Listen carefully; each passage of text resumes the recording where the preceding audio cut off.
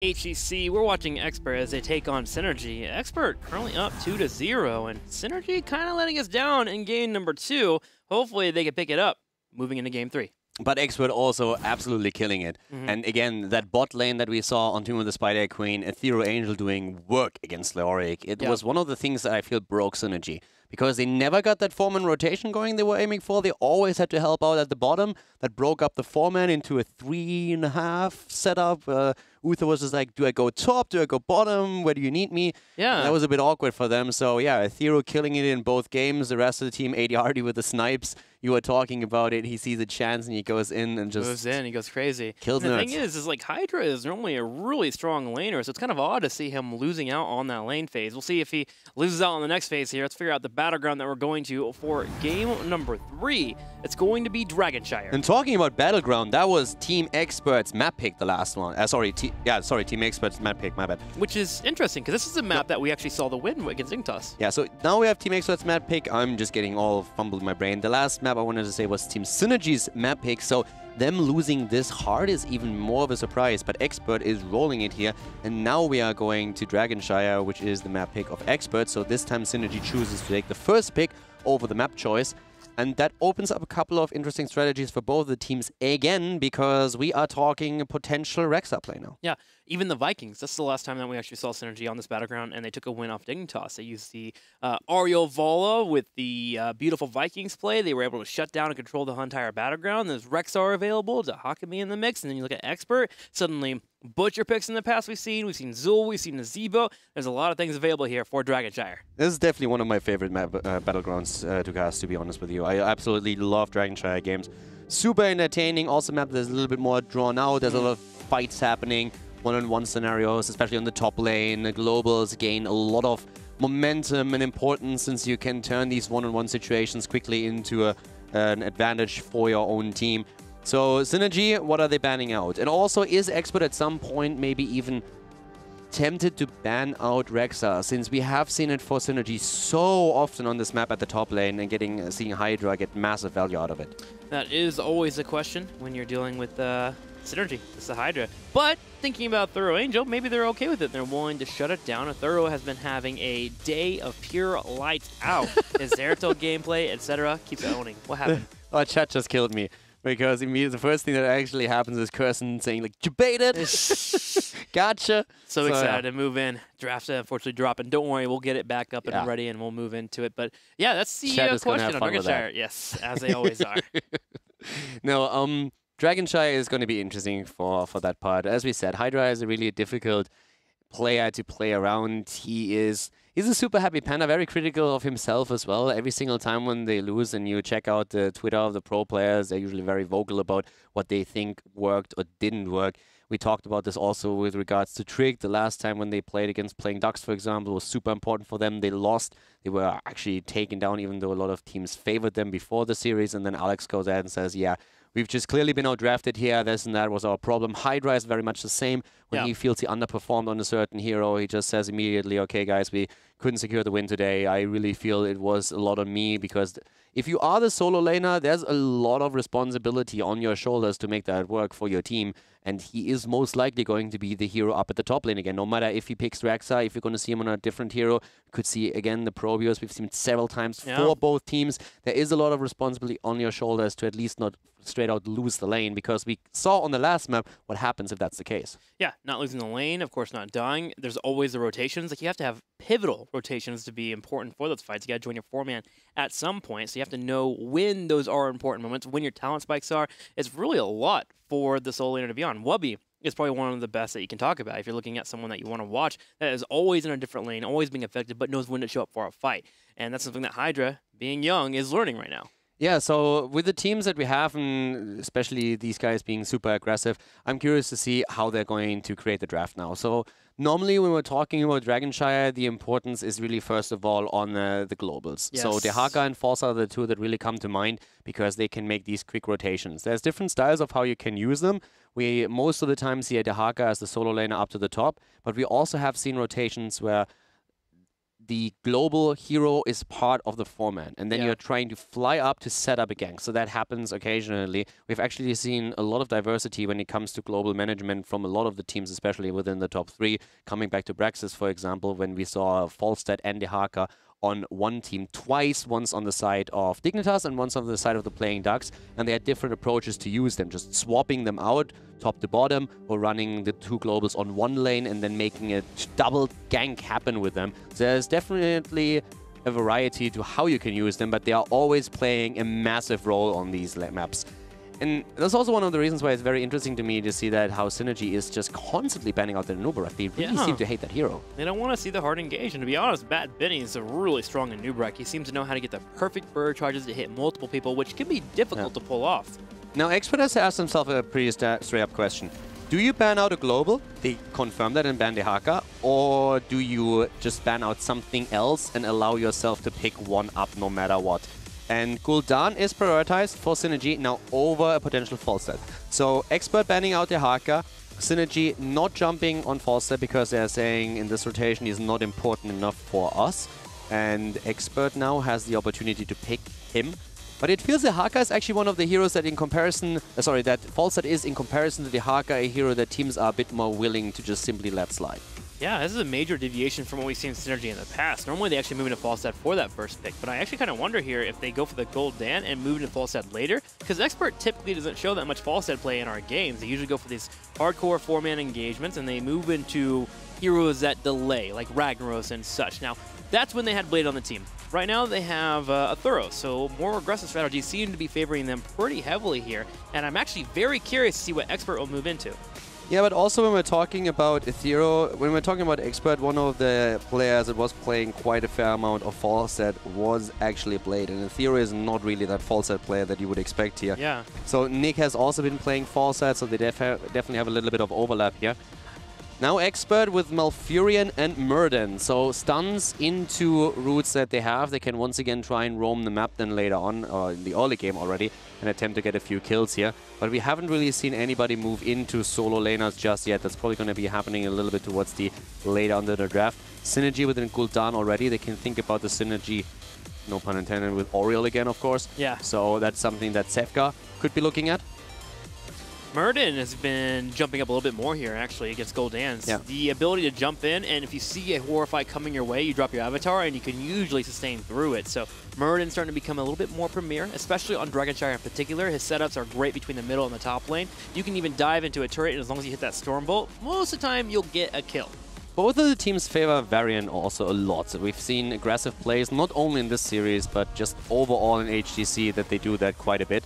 So I would expect Varian to appear on one side or on the other. But now ETC and Oriel start things off. So Oriel is expected for Sevka, a high priority for Synergy on the hero, has been very dominant throughout the entire season. ETC could provide you with a pseudo-global if you don't want to go into the mosh pit. And we already have an interrupt on the side of Mirrodin. If Malfurion with the Twilight Dream could interrupt, that would be another point. So depending on what Expert is drafting from here on out, it could definitely be that ETC is going into a stage dive. But of course, at this point, he still has both options. Expert, they are going into a ban on the Vikings because, as you already said a bit earlier, this is one of the heroes that we just saw recently from Synergy.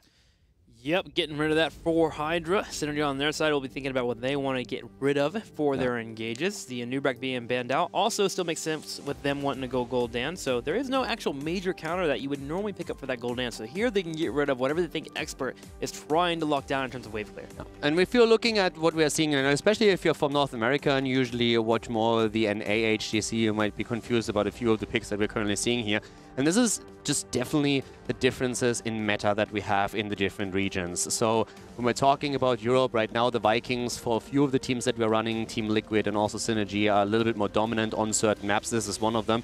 And this is the reason why Expert actually bans this out. So a lot of the bans and a lot of the bans that we are seeing happening, especially in the second phase, are target bans towards a certain team. And this is exactly what happens.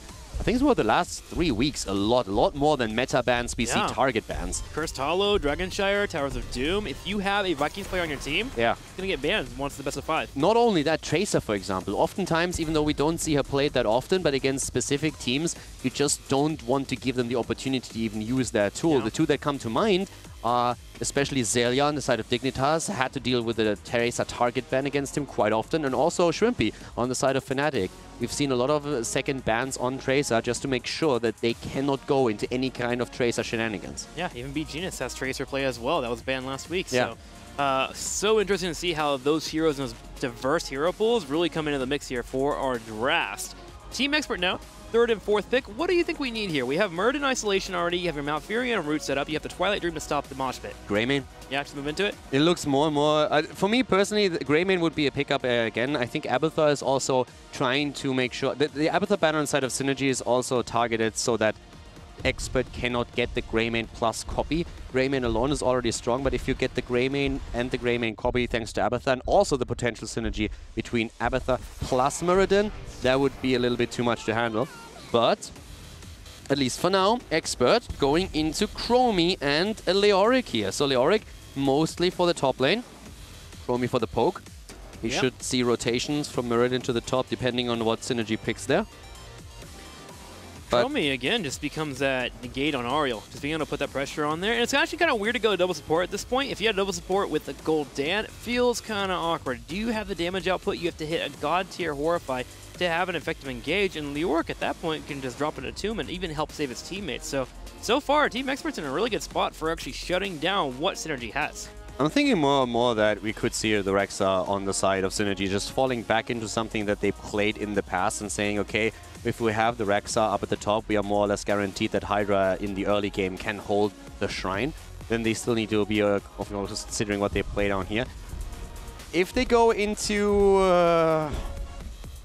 it seems like we're not going to be dealing with a Varian in this particular setup right now. No unless Chen either, with Muradin, Leoric. Yeah, so a bit more of a damage dealer would probably be good. Zul'jin and Rexa. So there's the Rexa that we expected for the top lane already. And as a second damage dealer, they go into Zul'jin, who can really chunk down Muradin quite hard. So that should help them a lot. But Expert, are they going to surprise us with a pick on the last one?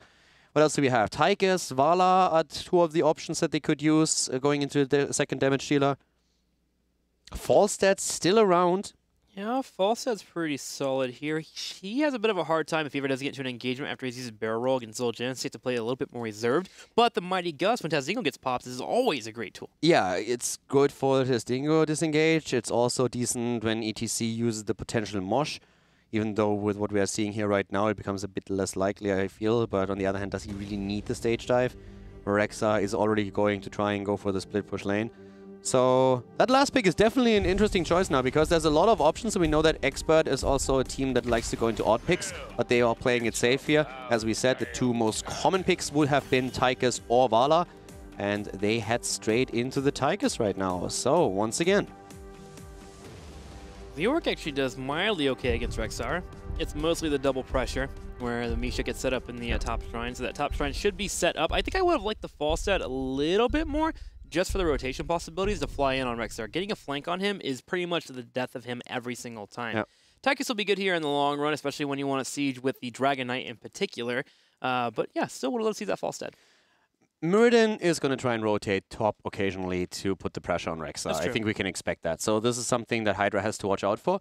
And you're right, in a straight-up lane, Leoric does well here, but at the same time, he should lose that shrine. That should be something that he cannot simply pick up. Because the one thing that Rexa can do in this situation is, the problem for any top laner on Dragonshire specifically that faces off against Rexa is that you cannot be in two places at once. You cannot hold the shrine and gain the experience at your wall at the same time. So what Rexa simply has to do is push out the lane with one of them, and the other one holds up at the top the shrine. And then eventually the opponent will have to make a choice. Either I hold the shrine, or I go and I lose experience, or I soak the experience on the lane and just simply let the shrine go. So you can either mitigate that by rotations to the top, or you just accept that you're going to lose out on the top shrine and your 4-man is strong enough that you will hold the bottom. And speaking about Tychus too, he's also a little bit more tankier than Falstad. So while the Falstad pick I think would be kind of good overall with the Mighty Gus, the flank rotations would be great. Tychus gives you a little bit more durability. You also have snipe potential. You can time out the Tazdingo, and if Ariel's not on point with her heal, you can actually use a grenade to kill off the Zul'jin that could be low on health. And you burn down Misha when you pop your minigun. So lots of choices here. Tychus does really fit as a 5th pick for those of you that were wondering why that was picked up here at the end. And then you always have the push potential available. So I guess for this game, I'm going to keep an eye on Power of Dream. I feel like the synergy between him and Hydra have been a little bit off, but now with him being on ETC, this is a hero that he's very comfortable with, and Power Slides into the engages are going to have to be on point here for his team to get set up for kills. Yeah. As I said before, I'm personally I was very disappointed with the communication of Synergy in the first 2 maps. I hope that they took that small break that they had right now to just talk that through real quickly and say, okay, guys, let's reset and do what we can. We're good enough to pull this off. And if they do that, I think they have a good shot here, but they need to step it up. The last 2 games was slightly disappointing, so if they step it up right now, they have a chance, but they need to show that they can shift the momentum now. Well, it's time for game number 3. Let's move into it. Dragonshire, currently Expert is up 2-0. They have a chance to close it out. Expert indeed does have a chance in this 3rd game to close it out in the best of 5 series. To the left side, we have them with Bad Benny on Murden, ADRD again on the Chromie, Nick on Tychus, Ethereal Angel is using Leoric for the top lane, and we have Curson playing Malfurion. To the right, in the red, we're going to have Synergy here, hoping to get a victory in the matchup. Sefka will be on Ariel. Power of Dream will be on the ETC. We're going to be having Neon on the Gul'dan. Zul'jin will be played by Sir Ice Cream. And last but not least, Hydra on Rexxar. Hydra on the Rexxar going up to that top lane, and Sir Ice Cream. It's Troll City already at the start. One combo missed on the side of ADRD. Nothing happening thus far. Misha still up at the top. Trying to put a bit of pressure on, but just a bit of a skirmish. Nothing of consequence happening just yet here. Leoric should be heading top here to clear out that wave, as well as Rexxar heading to the top. Synergy is getting this middle lane pushed in with Gul'dan and the Rexxar to get the waves pushing, and we will have our 4-man rotation. Now, Chromie on the left side, going in for damage. Look at her level 1 talent, by the way. Big difference. We have a deep breathing being set up here. So every time that you connect a Dragon Path, your damage is increased by 2 up to 50. After hitting 25 heroes, you get an additional 150 damage, and it increases Chromie's sight radius by 100%. I was already in position to set you up to fanboy the Chromie a little bit, and the choice here, you took that away, but yeah.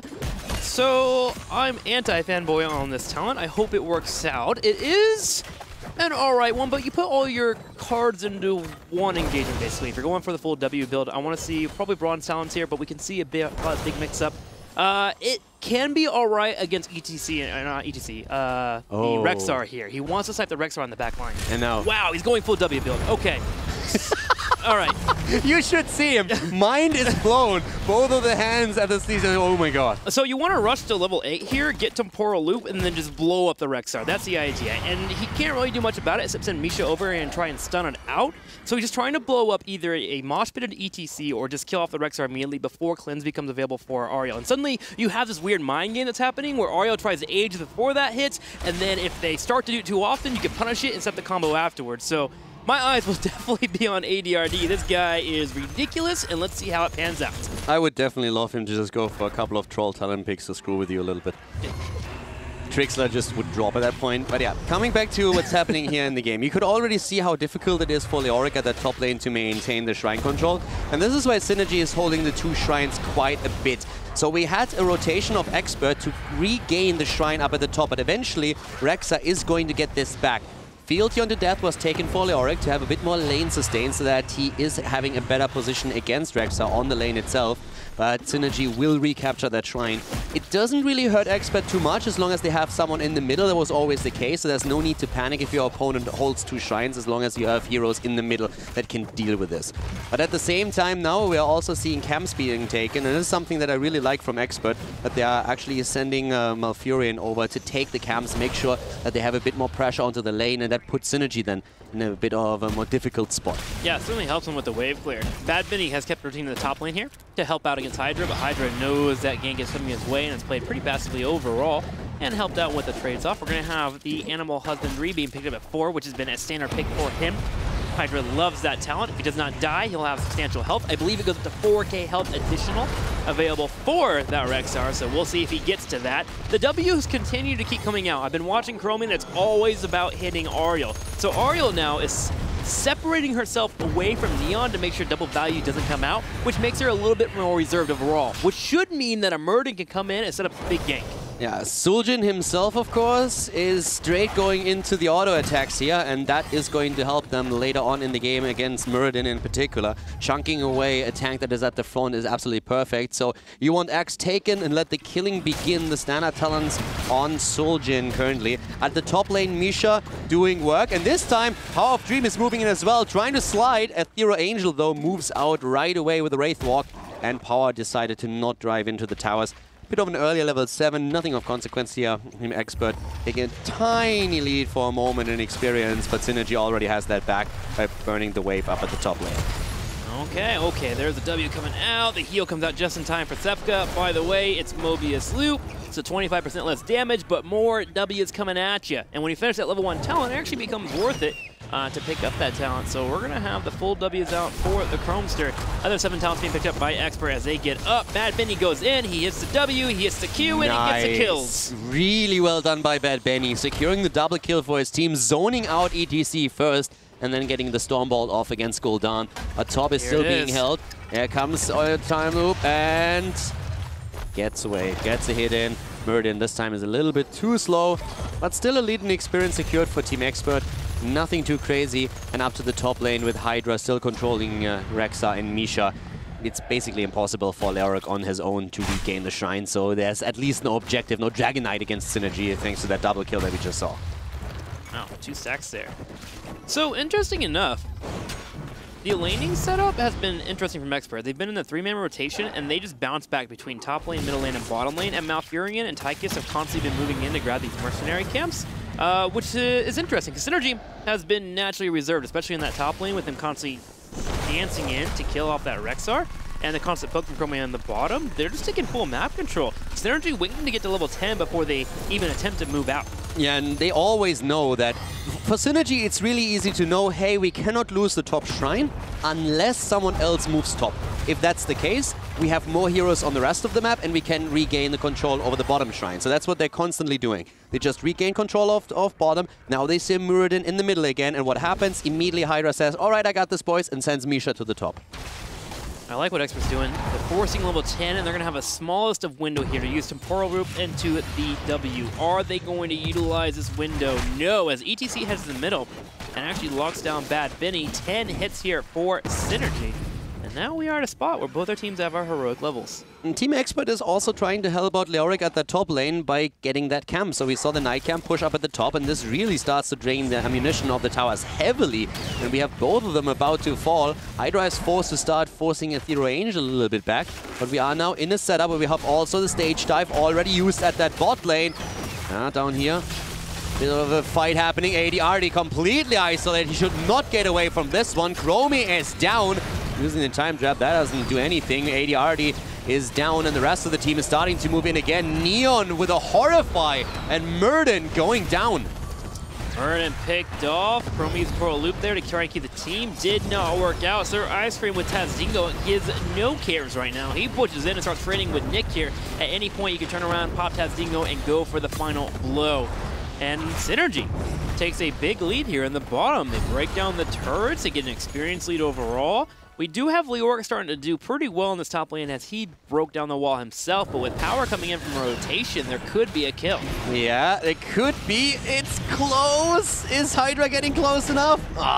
Tomb trying to trap him here, but Ethereal still gets away. But Ethereal did solid work to the top lane thanks to the camp that they took. So the Night Camp plus Leoric, that really helped him to push this in heavily. We saw Muradin, of course, coming over before that even to put additional pressure onto Rexa before he then moved down to the bottom of the map. But we still have Synergy with the control of 2 of the shrines now. 2 against 2 kills. They're so far looking much, much better in this game than they did on the previous map. Yeah, Patience has been much better. They haven't been too aggressive on their aggro plays. And to be fair, their confidence don't really allow for them to move in for mercenary camps or trying to invade their opponents. But they are holding in here. Team Expert with all the members up do grab control of both the shrines. Curson is attempting to grab the dragon here. Neon should be able to poke it out. Oh, he missed, but Curson still pulls away. Here comes a W into a Q. Connects his power. And already taken the shrine at the bottom. And to the top, still a fight happening here, but now Leoric is having a bit of an easier time against this setup. With the Animal Husbandry, you need to be a bit careful what happens to Misha. And this is actually why Ethereal Angel is currently saying it's totally worth it for me to drop the Entomb here. Misha is still alive though. point. Oh, come on, dude. That you can't be serious. Oh, man. What the hell? Too Why? funny.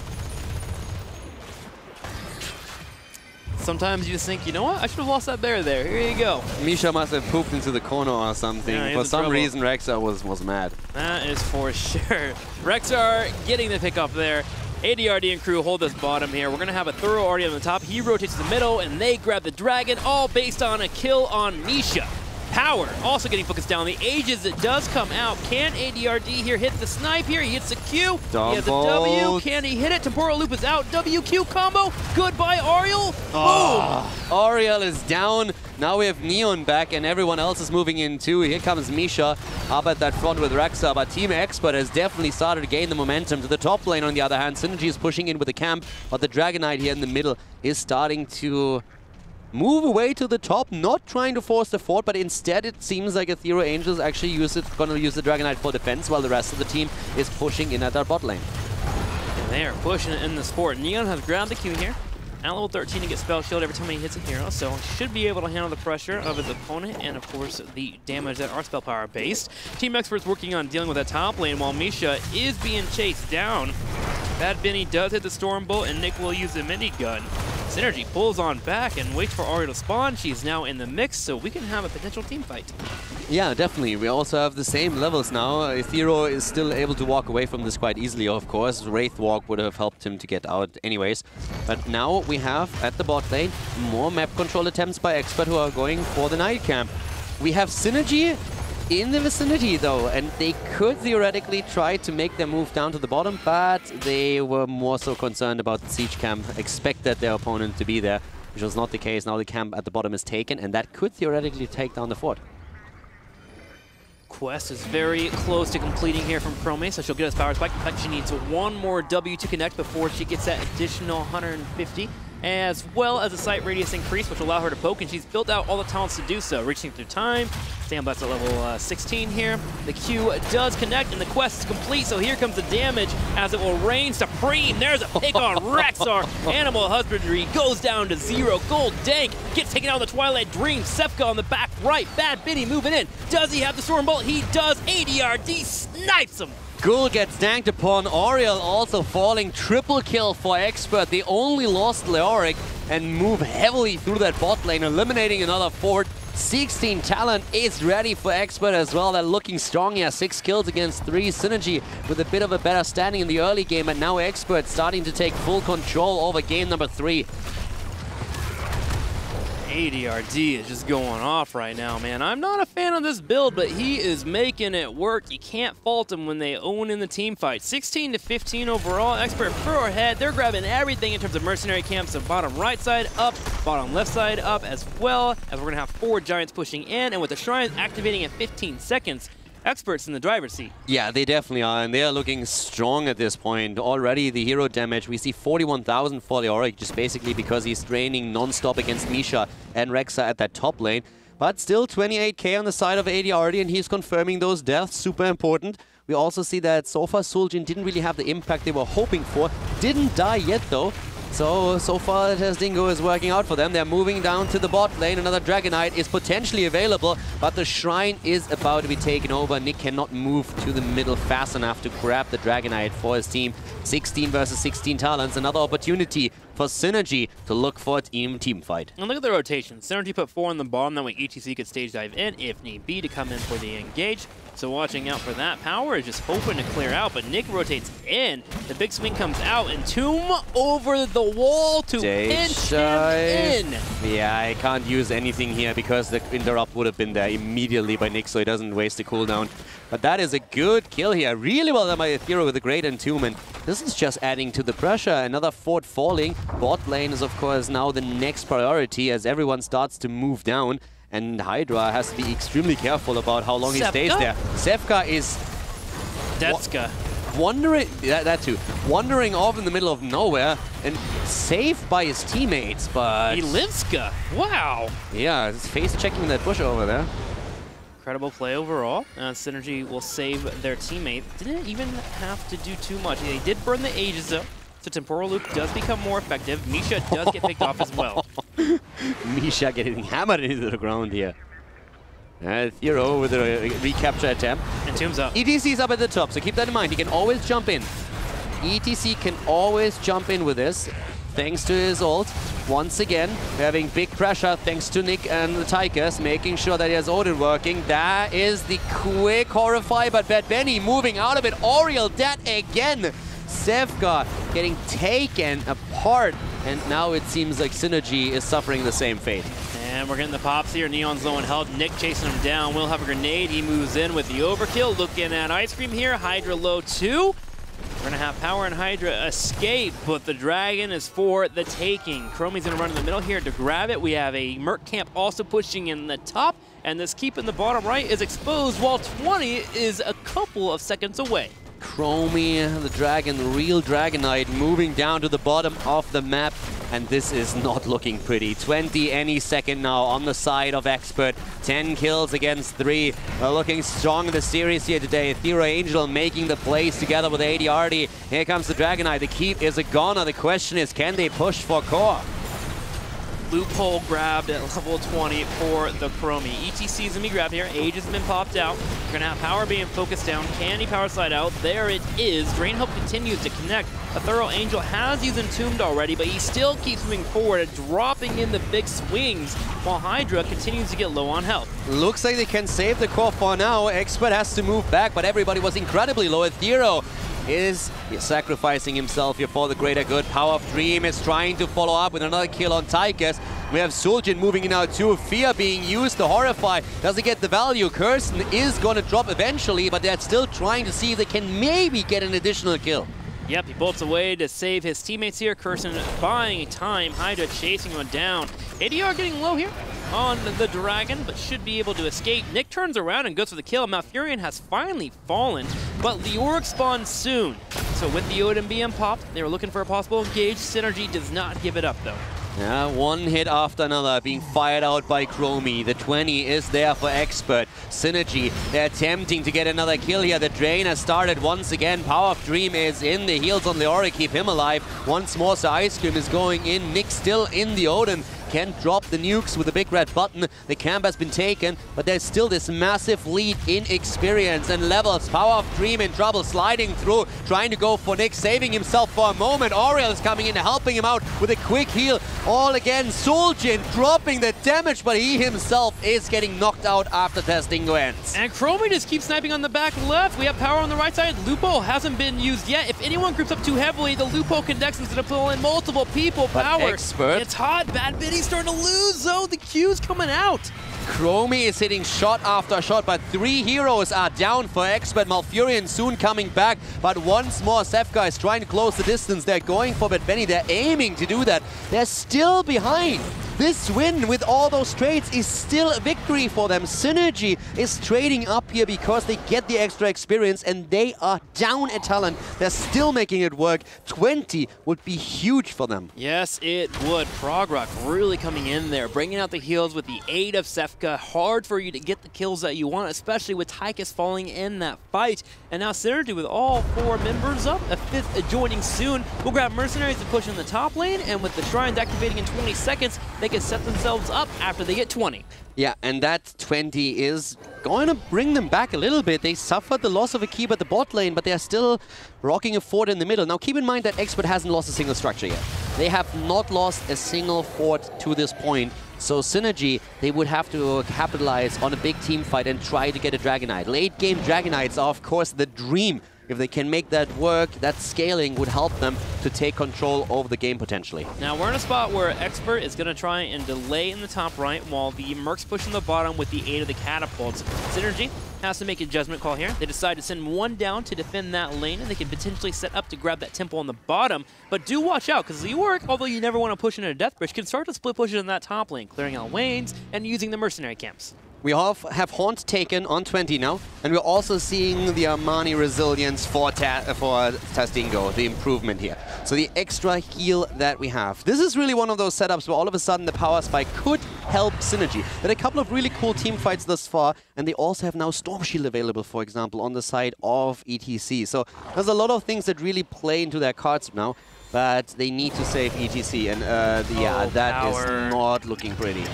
Can he stage dive out? The root connects. The Twilight Dream to come out just to secure the kill. It will hit.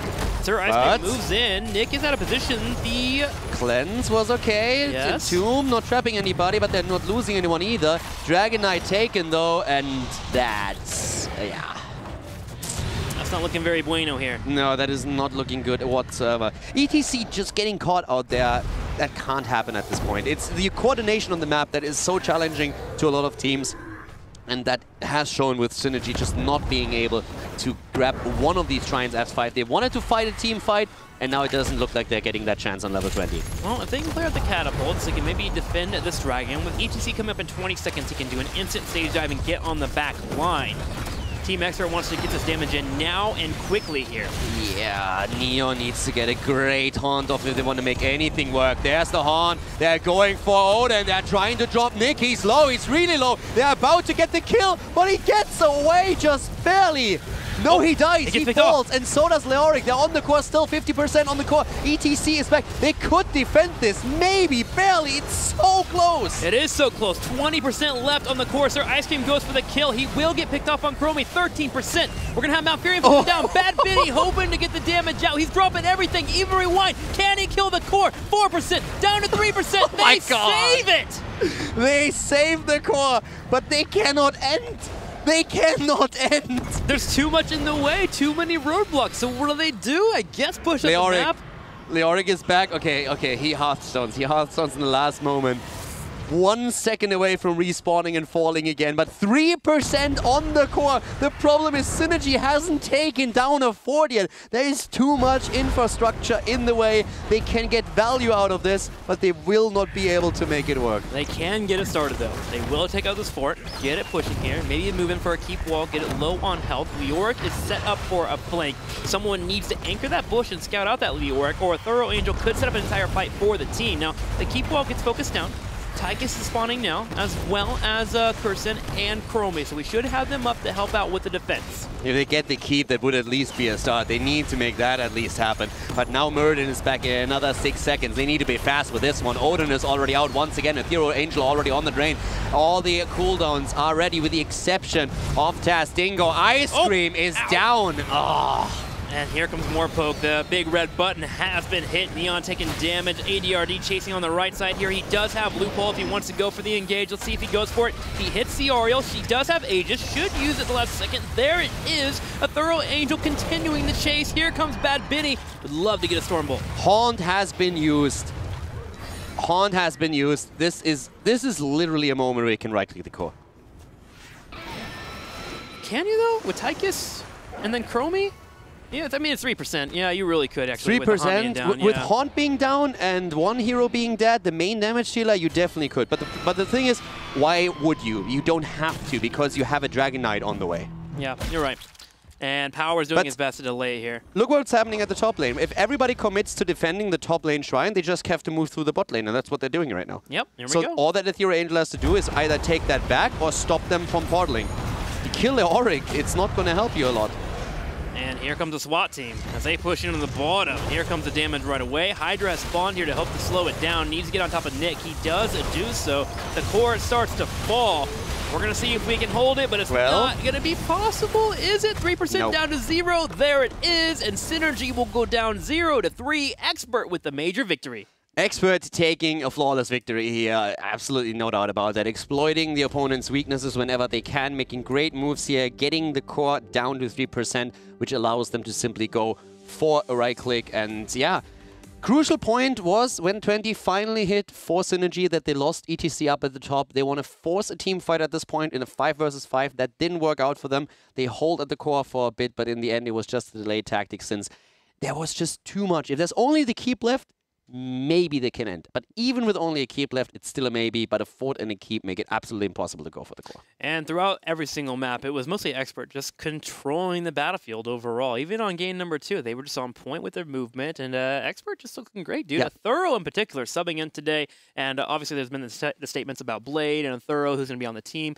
after this phase 1, but a Thorough today, he certainly did impress. Got to shout him out, especially as Zeratul in game number 1. Zeratul was absolutely outstanding what he was able to pull off there, but but overall, very solid performance from him today. Also on Leoric, just absolutely doing his job, making sure that he got the kills and that he needed. He had some great entombs that we saw in this game. AD with a couple of Chromie plays that were also really nice. We saw especially on Tomb of the Spider Queen how he got a couple of incredible snipes there.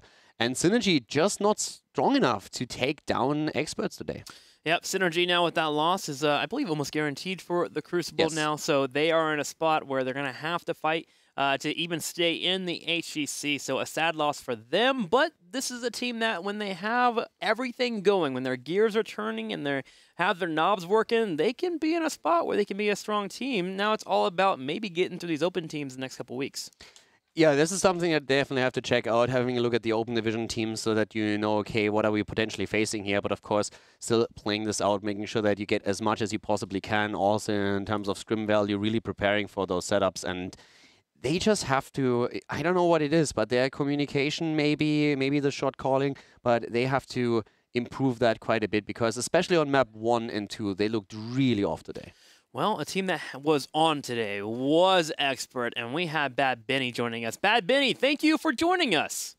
Hello, thank you. Hello, congratulations. Oh, definitely, dude. Always love having you here. Congratulations on your victory today. Let's go ahead and talk about it. Taking down Synergy with a 3-0. How does it feel? You've been having some bumps as of late, but today you look great. Yeah, I mean, we hoped for the 3-0, and I think they put up a bit more resistance than we expected, both draft-wise and play-wise. So, I mean, kudos to them. And yeah, like, our goal is obviously Liquid. Like, we want to take down Liquid to actually finally get one of the big three in HGC. So that's what we're aiming for. So we didn't really show anything today. So yeah, we played our game. It worked. Tell me about this ADRD Chromie and this W build. What's the thought process behind that? I mean, it's mostly because they have Oriel solo support, and she can't deal with the poke if we get it in. But we did actually a lot of mistakes this game, but it worked out anyway. Awesome. I'm going to send you over to Caldor. Thank you so much, Bad Benny. So first of all, congratulations, of course, once again. I have basically just one question. We saw now Ethereal Angel playing twice with you guys, and we of course know that you scrim with Blade, you scrim with Ethereal, but it looked so much more crisp than what we saw the last time he was subbing in. It felt especially on Sky Temple when he was playing Zeratul, had a massive impact. Do you feel that the synergy with him as a player for you guys is just increasing? Is that something where you just feel, okay, we're more on the same page in these team fights when we are making our shot calling? Yeah, for sure. Like, the more we play, the better we